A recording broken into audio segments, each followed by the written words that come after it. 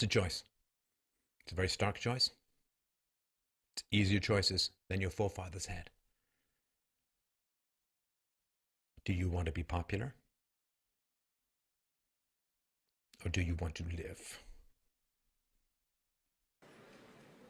There will come a day that we will see far more radical extremists and terrorists coming out of Europe because of the lack of decision-making. Because of very specific decisions made by your leaders and supported by you in conversation. If they're not a German citizen or French citizen or British citizen, deport them. That's what we would do. If they're your citizen, then stop them from preaching hate. But then they go into, well, no, we don't want to infringe on their freedom of expression. Well, it's either, if they preach, it's hatred, and if you stop them from preaching, it's, we can't do that because of freedom of expression. I grew up in the UK. And back in the day,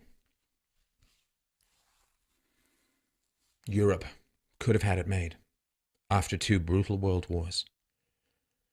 Nuclear weapons, mutually assured destruction. Europe could have had it made. Europe could have been utopia. Europe could have continued to be what it was about when I was growing up, about culture and art, beauty, sculpture, movies, science, literature,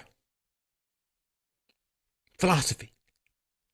That's what Europe used to be about. What is it about now? It's about gritting your teeth, checking your news feed, waiting for the next set of flying body parts. Why? Trying to be politically correct, or assuming that they know the Middle East and they know Islam and they know the others far better than we do.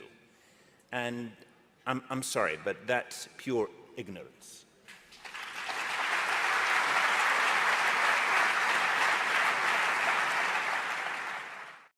When the French Senate did an investigation, they discovered that less than 1% of funding for French Islamic institutions came from the Gulf. Most of it came from North Africa and Turkey, because that's where the vast majority of French Muslims came from. But for years, the charge was made that it came from Saudi Arabia and maybe other countries in the Gulf, and the fiction became reality. We have a policy in Saudi Arabia of zero tolerance for extremists. If somebody is an imam in a mosque and is preaching hate and violence, they get dismissed, reprimanded, reprogrammed, and then dismissed if it doesn't work. And we've dismissed thousands of them.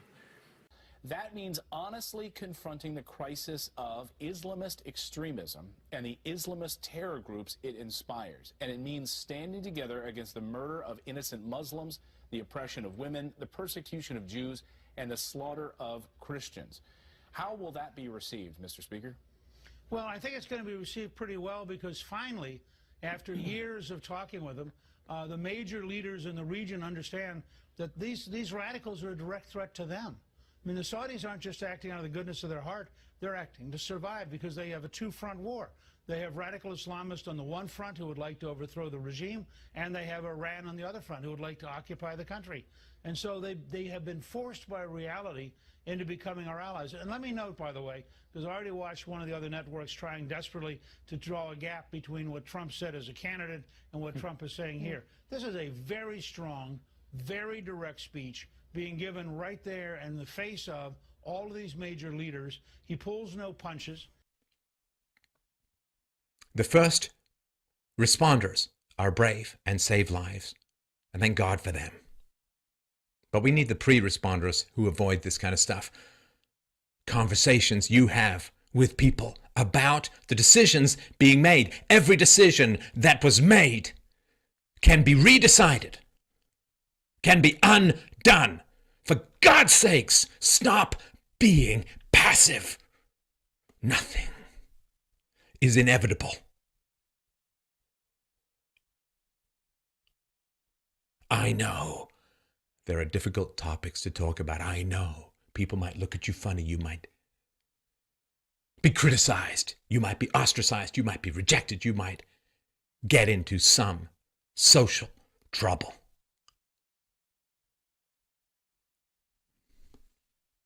But British people, they're not just British people.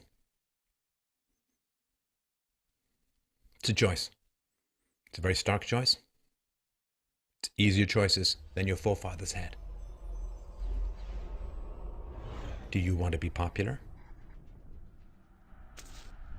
Or do you want to live?